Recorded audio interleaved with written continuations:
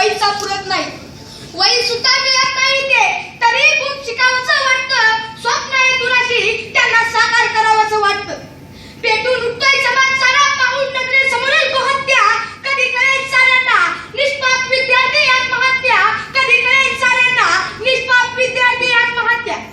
नमस्कार माझ्या बंधू आणि भगिनींनो, निशांत नामदेव चौगुले आपल्या समोर उभा आहे. विषय मांडतोय शैक्षणिक तणावामुळे होणारी विद्यार्थी आत्महत्या व प्रशासकीय भूमिका. झोपलेल्याला झोपेतून जागा करता येतं, पण झोपेतच सोंग घेतलेल्याला जागा कसं करणार? आणि या चुकीप्रमाणे शासन सुद्धा वागू लागले. पण एक ज्वलंत प्रश्न आजकाल एवढा धगधगू लागलाय ज्याने प्रशासनच काय पोलीस अधिकारी पुरता वैतागून केलाय. इतर वेळेला सिंगम स्टाईलने मारपीट करून पोलिसी काट्या दाखवणाऱ्या पोलिसांच्या डोळ्यातही पाणी येते, तेव्हा खाकी वर्दीतील माणुसकी त्यांच्या डोळ्यातून पाजरू लागते. तो विषय म्हणजे विद्यार्थी आत्महत्या. जर खरंच प्रशासनातील एक अधिकारी अथवा पोलीस विभागातील व्यक्ती असतो तर विद्यार्थी वर्गाला त्याच्या कर्तृत्वाची जाणीव करून दिली असते. मान्यश्री विश्वास नांगरे पाटील साहेबांच्या भाषणातून त्यांच्या उद्बोधनातून विद्यार्थ्यांना मार्गदर्शन केले असते.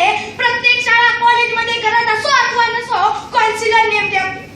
शाळा कॉलेजमध्ये नेमकं काय घडतं हे जाणून घेण्यासाठी प्रत्येक शाळेत 3-4 पोलीस मित्र नेमले असते आणि वाट चुकलेल्या विद्यार्थ्याला पुन्हा मूळ पथावर आणले असते.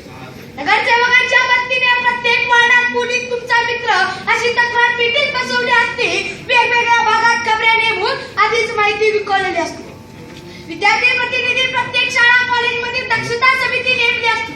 8वी पर्यंत 5.5 इंडिकेटिव्ह विद्यार्थी मार्गदर्शन या शासन विचारांच्या माध्यमातून विद्यार्थ्यांच्या मानसिक अविचारांची गाडी सुविचारांवर आणली असते.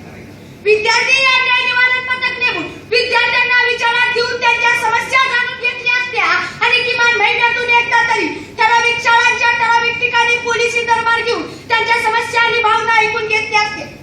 संस्कार वर्गाच्या माध्यमातून विद्यार्थ्यांच्या विचारधारात बदलवल्या असत्या. समस्या कितीही असू द्या, प्रत्येक समस्या जन्माला येताना उपाय घेऊनच येते.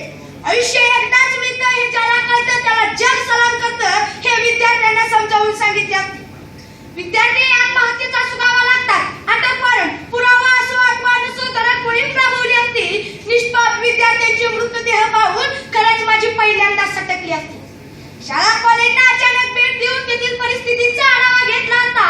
विद्यार्थ्यांच्या पालकांच्या मीटिंगा घेऊन त्यांनाही पुढील धोक्यांचा इशारा केला. विद्यार्थ्यांच्या भावनिक मानसिक शारीरिक समस्यांना पोलिसी व्यासपीठ निर्माण करून दिले. सचिन तेंडुलकर लता मंगेशकर हे सुद्धा आपल्या जीवनात कधी ना कधी अयशस्वी झाले होते. त्यांनाही परिस्थितीने गांजले होते, पण प्रयत्नांनी परमेश्वर हे त्यांनी जाणून घेतले आणि पुढील वाटचाल चालू केली आणि यशाला गवसणी घातली हे विद्यार्थ्यांना समजावून सांगितले. एक सत्य घटना सांगतो. पुण्यामधील एका विद्यार्थ्याने इंटरनेटवर आत्महत्या कशी करायची हे सर्च केले. तेव्हा कर्तव्यदक्ष पोलिसांनी ते पाहिले आणि तिला एक नंबर दिला. त्यावर तिला कॉल करायला सांगितलं.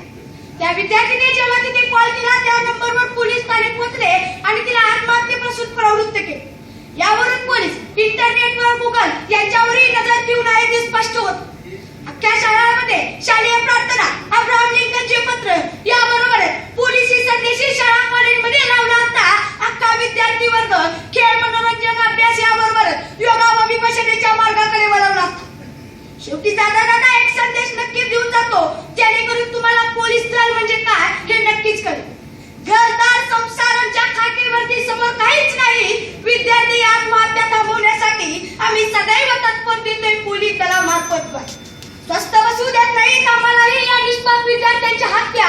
24 तास तयार आहोत थांबवण्या विद्यार्थी आत्महत्या. 24 तास तयार आहोत थांबवण्या विद्यार्थी आत्महत्या. जय हिंद.